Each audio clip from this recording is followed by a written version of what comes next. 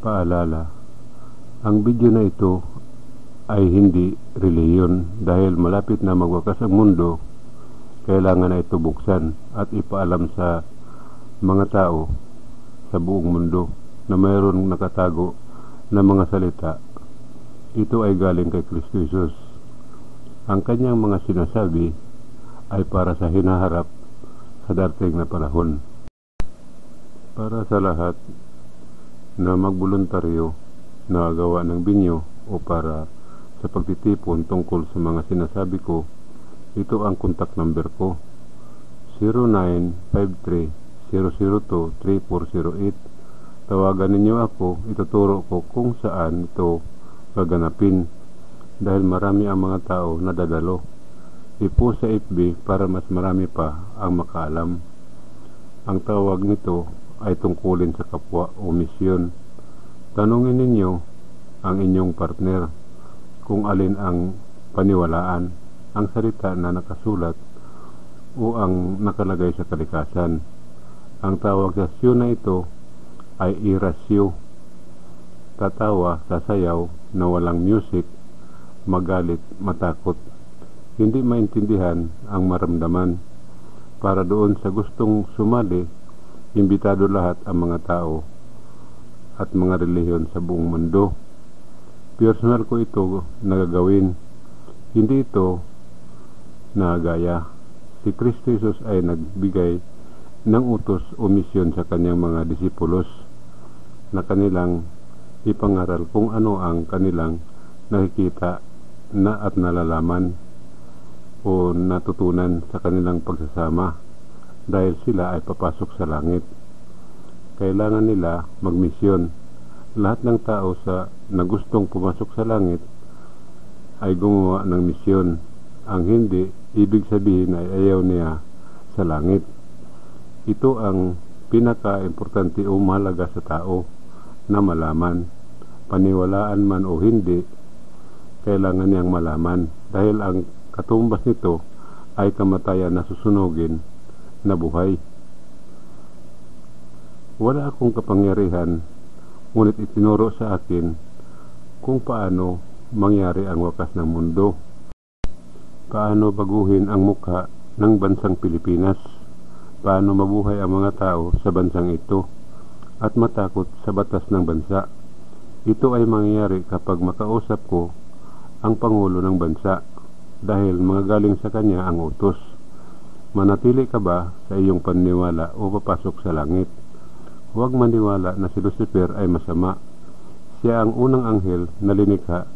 Walang linikha ang maglalalang na masama. Si Lucifer ay mabait. Siya ang nagbigay ng espiritu ng buhay sa tao. Ito ay ang hangin. Dahil nakalimutan niya na nakapasok siya sa katawan na nakita ng tao, hindi na siya maaari na lumabas pa dahil mamamatay siya. Naroon siya ngayon sa dagat. Ang hangin ay nagmula sa dagat. Mayroon itong pamana sa pagpapatunay na galing sa kanya ang hangin. Lahat ng tao, mabata o matanda, ay makakalimot. Yan ang kanyang pamana. Dahil sa relihiyon, tinakpan ang isipan ng tao sa katotohanan, sa kasalanan na kalapastangan. Lahat ng mga tao na mayroon masama na amoy ng hininga at mabaho sa kanyang katawan, kahit gaano pa siya kayaman o makapangyarihan sa mundo, ay hindi palaging masaya dahil kapag nawala na ang inilagay na pabango sa kanyang katawan, ay magsisimula na ang kalbaryo sa kanyang buhay. Ngunit doon sa lupang pangako na nasa Mindanao, ituturo ang lunas nito at iba pa na nasa tao. Nagsisimula ito sa edad na 10 taon gulang. Hindi ito karamdaman, ito ay normal lang, ngunit malaki ang epekto nito sa tao. Wala itong gamot, lahat ay pansamantala lang na lunas. Bakit nagkaroon ng tao nito? Yan ay tanda na mahal ng maglalalang ang tao. Ngunit kapag ang tao ay ayaw lumapit sa kanya, hindi siya namimilit. Ang mga kasalanan ay ang kalapastangan at hindi ito kayang alisin ng tao sa kanyang sarili. Ano ba ang mga ito?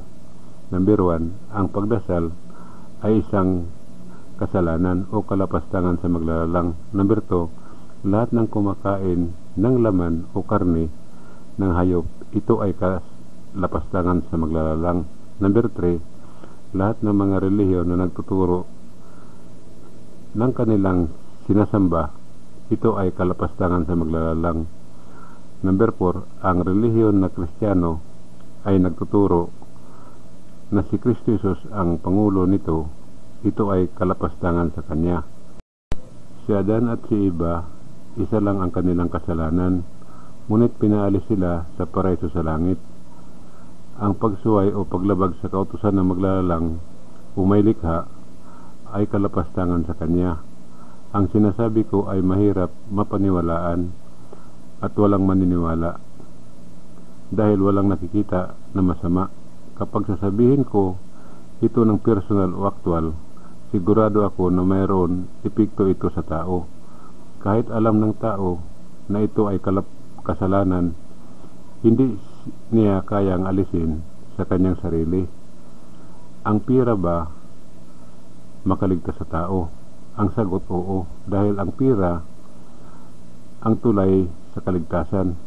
Ang dalawang kulay sa karagatan, ito ay isang tanda o babala para sa wakas ng mundo. Ang sinasabi ko na susunog, ito ay nakalagay sa kalikasan.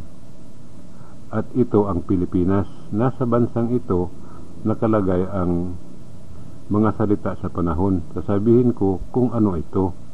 Totoo ito dahil meron makikita at mababasa. Sa lahat na kamatayan, ito ang pinakamasakit, ang masusunog na buhay. Kaya meron lupang pangako, ito ang Mindanao, Philippines, para sa kaligtasan ng ay sundin ang mga itinuturo at huwag labagin. Ituturo ko kung bakit tinawag ang bansang ito na Pilipinas. Totoo na sa katapusan ng mundo ay magdidilim at uulan ng apoy. Kung paano ito mangyayari, malalaman ninyo at ito ay papaliwanag ko. Ituturo ko ang totoong pangalan ng maglalalang o may likha at ang pagkasiya, ang tanda ng wakas ng mundo, ano ang kalooban ng maglalalang. Lahat ng mga ito ay nakalagay sa kalikasan. Hindi ito katang-isip, mayroon makikita at mababasa. Iba ang nasusunog sa loob ng bahay dahil mawalan muna sila ng malay dahil sa usok bago pa sila masusunog o matupok ng apoy. Walang uri ng pagdasal, pagsisisi ang makaalis nito.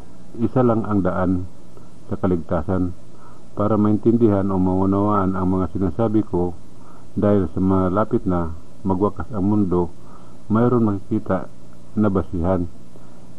I-type sa YouTube Fernando Hebenliños, i-click ang picture ng uploader at i-click ang video, buksan ang pamagat, ang katotohanan para mapakinggan ang voice over o pagpapaliwanag.